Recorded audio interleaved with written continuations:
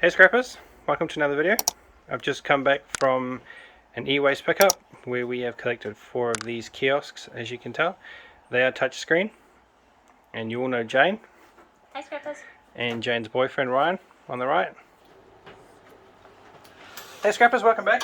So I'm going to get the back of this off so you guys can take a look and see what's inside, and then we'll start to take everything apart componentry wise after that. So let's make a start.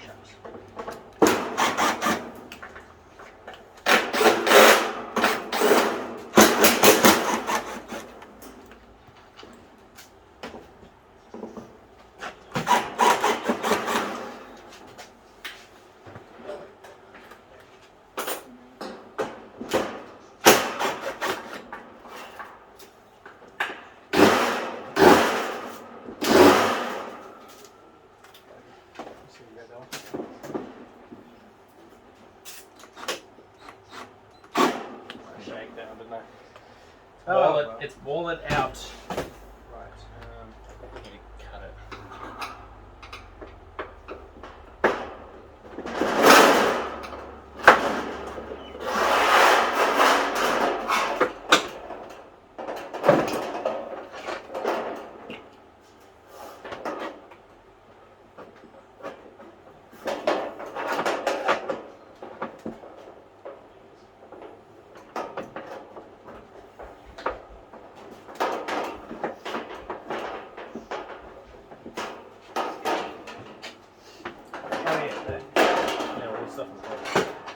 Yeah. If you take just that screw there, and the screw on the outside,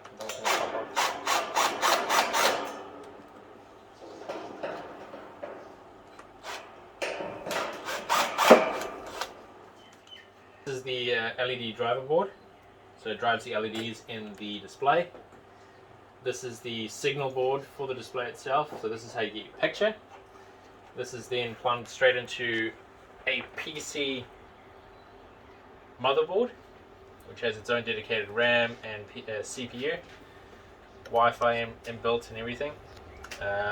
This over here is your main power supply, so this is what takes your 240 volts and splits it off to more useful sort of voltages, 5 volts, 3 volts, 3.3 volts, to power all these boards. And then this is just a breakout board for the PC itself. So USB, Ethernet, power and a power switch, and the power button for the actual PC itself. So what we'll do now is we'll very carefully remove all of these components, as Ryan here would like to try and make something with them. And then we'll show you what the front of the screen looks like and how that is kind of a makeshift, unconventional touchscreen. So we'll start by stripping all of the black tape.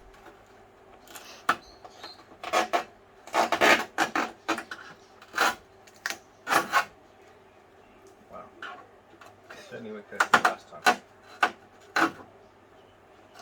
Well, these have been sitting in a warehouse for a while, so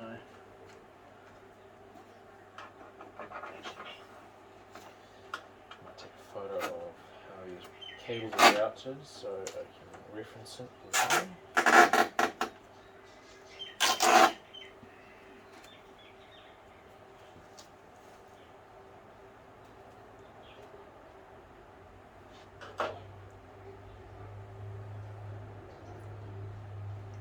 Good? Yeah.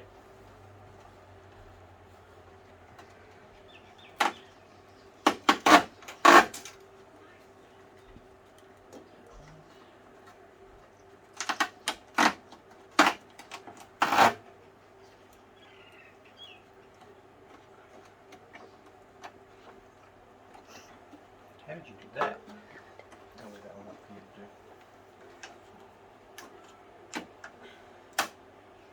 Pull those up, just right out like so. And you can keep those connected to that. Do you just want to keep it connected to the whole thing? Okay. Well, this one has to be disconnected because it's connected to the motherboard on the bottom. Oh yeah. Right, so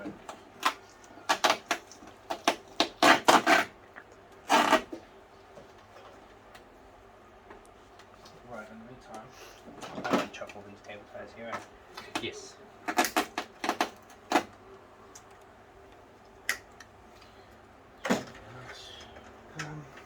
So that's for that, that's for that. Then I can undo them. This board. Actually, leave that board on there because when you take the panel out, it'll still be attached to this one. So you wouldn't even have to unplug those. Technically not, no. Technically not, no. So Right, so the next step is take these out.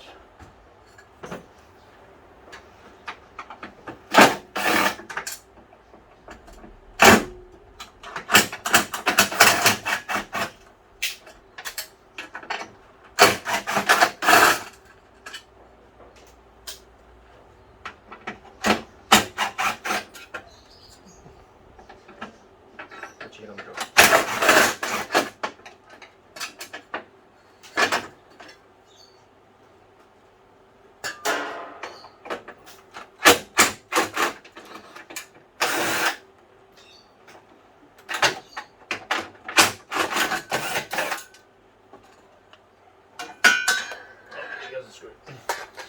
Right, oh, and then these two top ones. Yeah, and then just lever it out.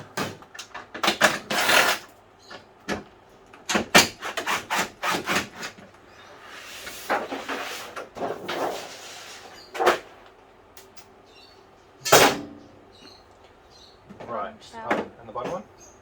I thought the bottom one was fine. This. Yeah, Right. so just slide it up. Alright.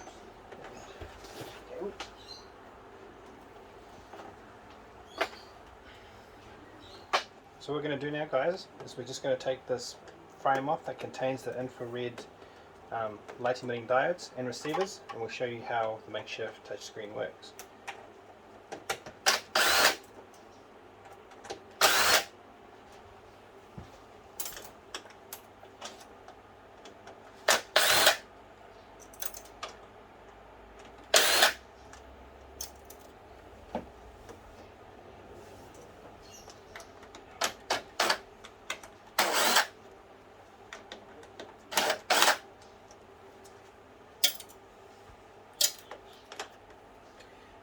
Warranty avoid. The good old warranty screws, eh? Warranty voided from boot.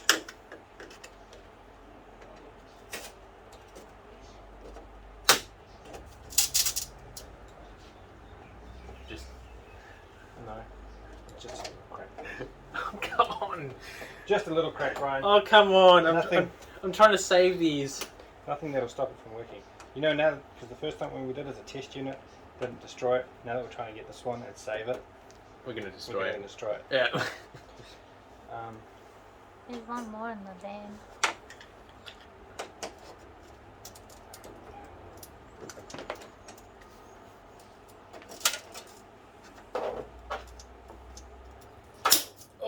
Ooh, I'm glad that wasn't me. That went right in my face.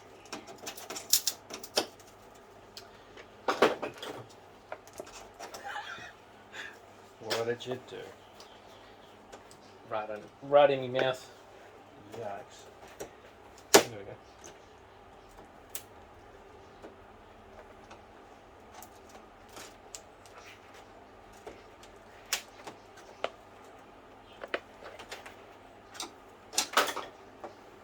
God, man, they use industrial strength adhesive for this. Where's that? Those razor blades. Just cut the adhesive.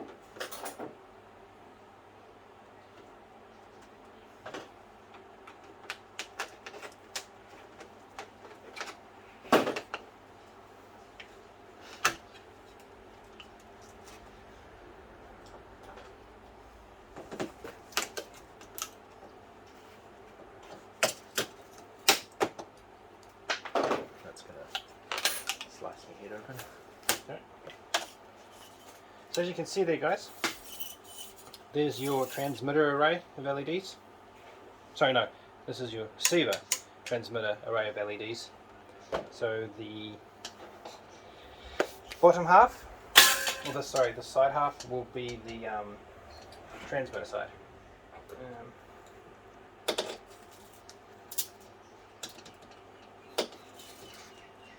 Special glass. Yeah.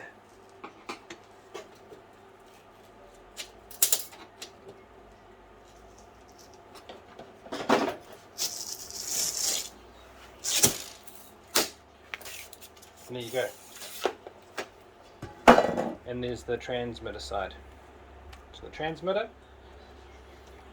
receiver sends a miniature square array of infrared light across the screen, both X and Y axis, and your finger is essentially, as it breaks the beam of light, then the sensors and the componentry inside the screen say, okay, I'm about to be touched here, here, and here.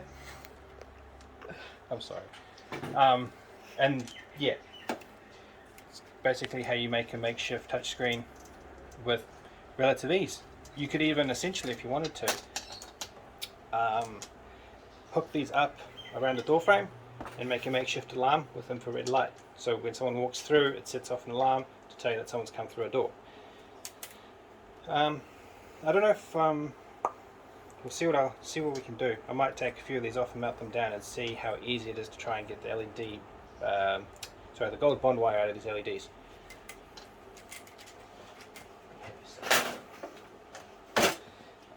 There'll be a lot of LEDs to get something worthwhile out of it. Yeah.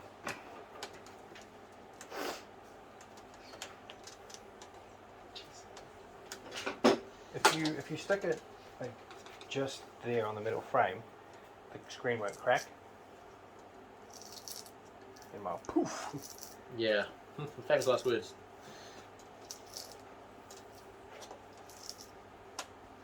There's my safety here. You take the screws out of the bottom? Sure makes it easier. There we go. Just Right, so what we'll do now is we'll swing it around and then we will undo the bottom. Of course, didn't you?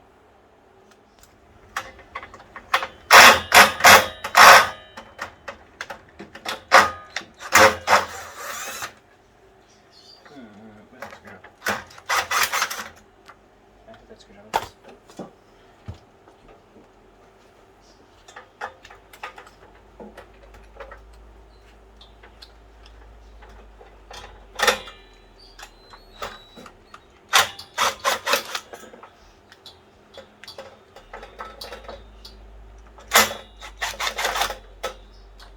Uh-oh. did you strip it? Yes, I think I did. Oh, bro. It's stripped now. Did you strip it, Ryan? Oh no, I didn't do anything. It's alright, you just need that stuff out. Did you snap it? Yeah, I did. Damn it, man. Anything goes with enough force, bud. We can't have nice things, you know? No. Nice things are overrated. True. Very true. Oops, didn't want to break that off. Ryan's like, can you please not Destroy things. make that mistake? I might need it. It's kind of weird. These speakers are actually plugged into the power supply board, so it makes me wonder if there is a amplifier Things I do for you, Ryan. for the board itself. Just kind of odd, you know. So as you can see there, guys, you've got quite a bit of micro scrapping gems there. You've got a whole bunch of transformers, inductors, toroids as well. You got your transistors, sorry, your MOSFETs, if you like, your capacitors. I'm not sure if these here are MLCCs. They certainly do look a lot like MLCCs. Underneath this cooling extrusion piece of aluminium, you've got some more MOSFETs. You've got an inductor here, and then again there. So, oh, and then under here you've got some more MOSFETs. Didn't give away about the screws.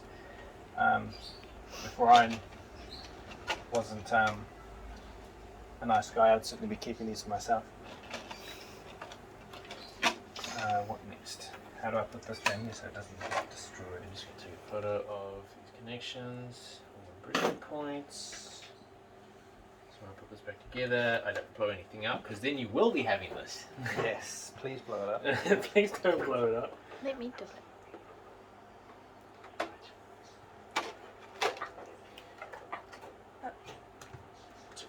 Motherboard out.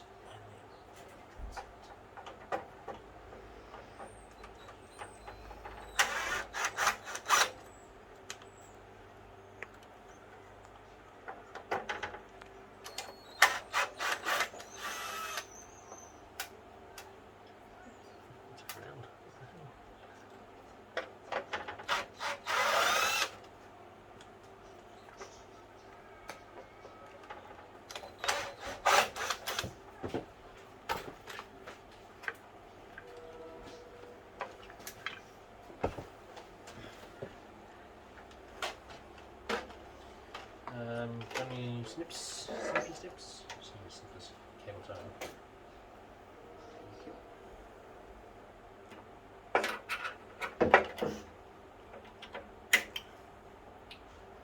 Thank you.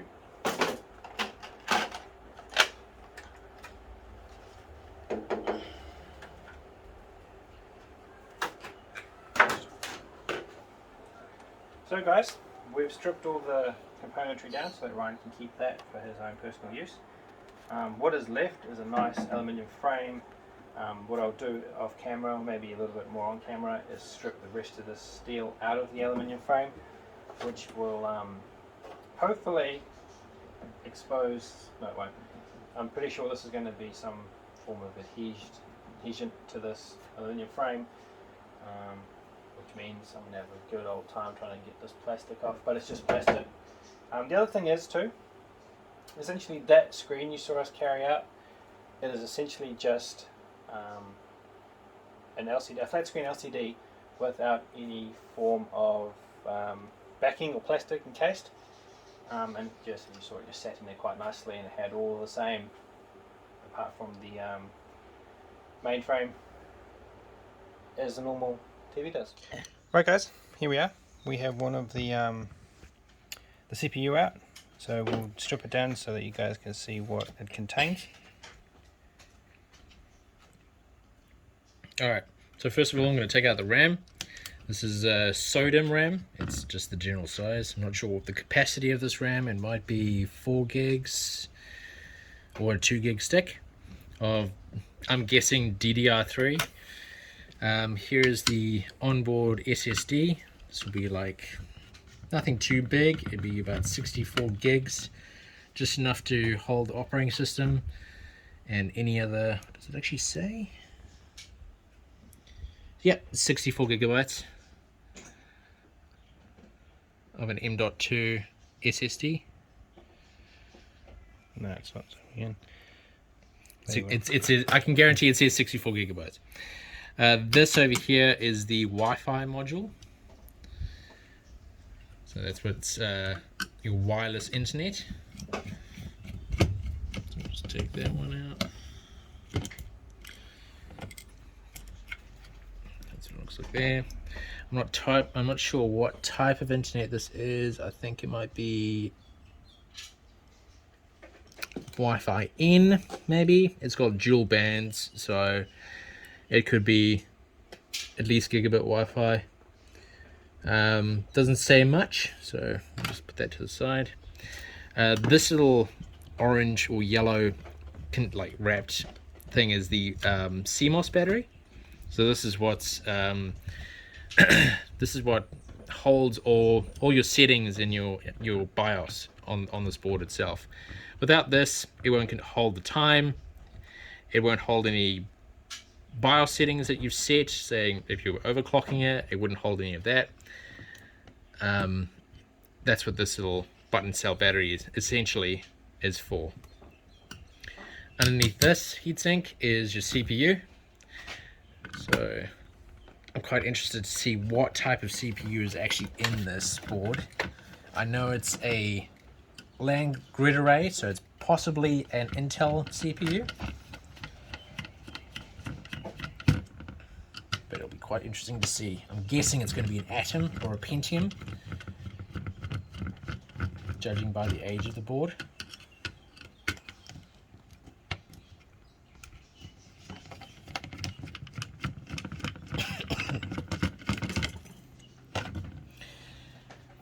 Wow, that's dirty. You can see it is a LAN grid array. Nice level of dust on it. LGA is a LAN grid array. So a LAN grid array is the, oh my god, it's a Core i3. It's a 4th generation Core i3.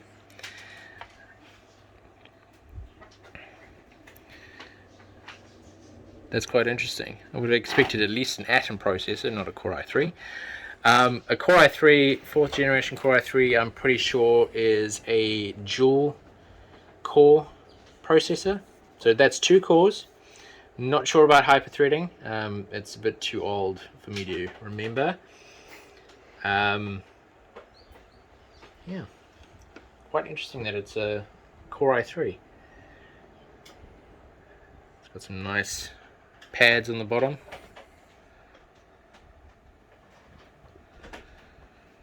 And these correlate to the pins in the actual socket. So this is an old pin array that goes all the way around.